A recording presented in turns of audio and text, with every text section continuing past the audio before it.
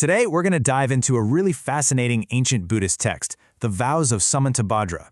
Now, I know when you hear ancient text, you might think dusty, old, and irrelevant, but trust me, this is anything but. Think of it more like a timeless, powerful roadmap, a spiritual blueprint for how to cultivate some serious compassion and wisdom in our own lives. All right, so here's how we're going to break down this spiritual blueprint. First, we'll get to know the amazing figure who embodies it all. Then we'll dive into the heart of it, the 10 core vows. After that, we'll talk about the incredible mindset you need, what the journey actually looks like, and finally, what the ultimate goal of all this really is. So before we jump right into the vows themselves, we've got to meet the source, Samantabhadra. This is a really important figure in Mahayana Buddhism who isn't just about belief, he's all about aspirational action. So to really get Samantabhadra, you first need to know what a Bodhisattva even is. The simplest way to think about it, they're kind of like the ultimate superheroes of compassion. These are beings who have made it all the way to the finish line, to enlightenment or nirvana, but they hit pause. They choose to stay right here in the thick of it, dedicating their entire existence to helping every single one of us find that same freedom.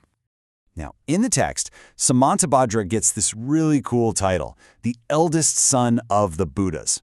Of course, that's not literal. It's a title of honor, showing just how deep his commitment is, how central his role is. And that commitment is perfectly summed up in what are famously known as his 10 great vows. And that brings us to the core of this whole thing, the 10 great vows. If this is a blueprint, then these vows are the foundation. They're the what you do, the fundamental actions that make up this entire spiritual path.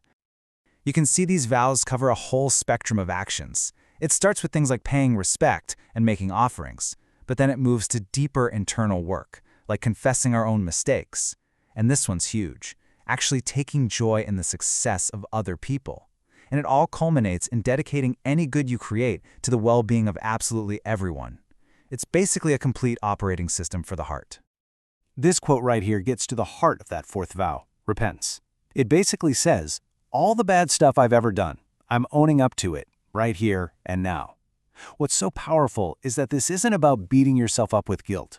It's framed as this really clear-eyed, courageous act of self-reflection. You're taking responsibility, which is the only way to actually move forward. Okay, so we've got the actions. But, it's not just what you do, it's the mindset you do it with. And this next part of the blueprint, well, it challenges us to think on a scale that is just mind-blowing. Just take a second to process this line. Within a single speck of dust are Buddhas as numerous as all the dust motes in the world. Wow. I mean, that completely shatters our normal way of seeing things, right? It's saying that the potential for enlightenment isn't some far-off thing. It is infinitely present, right here, packed into every single particle of existence. That's the scale we're talking about. So, what this all comes down to is this radical shift in perspective. It's about moving from that small, limited mind that's always worried about my problems and my world and expanding it into a bodhisattva mind, a mind that genuinely cares about the suffering of all beings in all worlds forever. It's an explosion of the heart, way beyond our usual boundaries.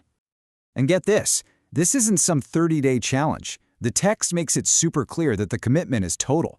These vows are meant to be practiced endlessly, without ever getting tired, until the universe as we know it is basically transformed.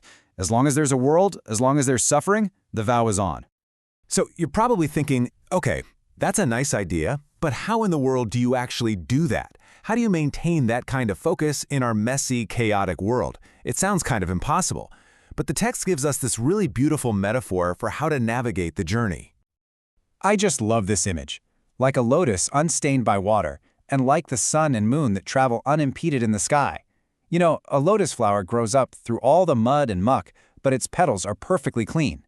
The sun and moon shine on everything, but they never get stuck in the sky. That's the ideal here.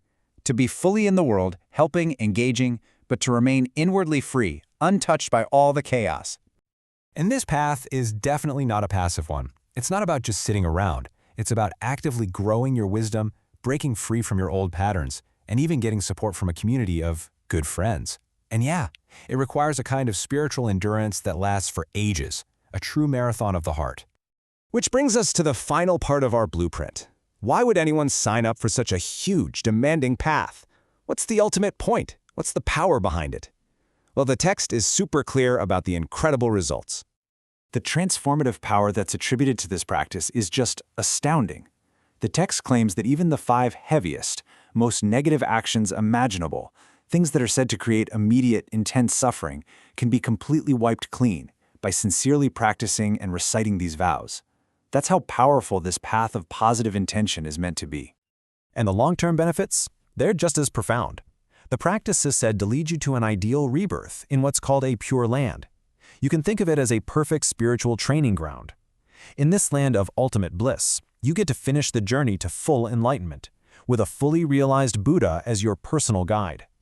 And this is so key. This brings us right back to where we started. The ultimate goal isn't just to get your own personal ticket out of suffering. The entire reason for getting to that pure land, for becoming fully enlightened, is so that you gain the perfect wisdom and ability to turn right back around and effectively help everyone else who's still stuck.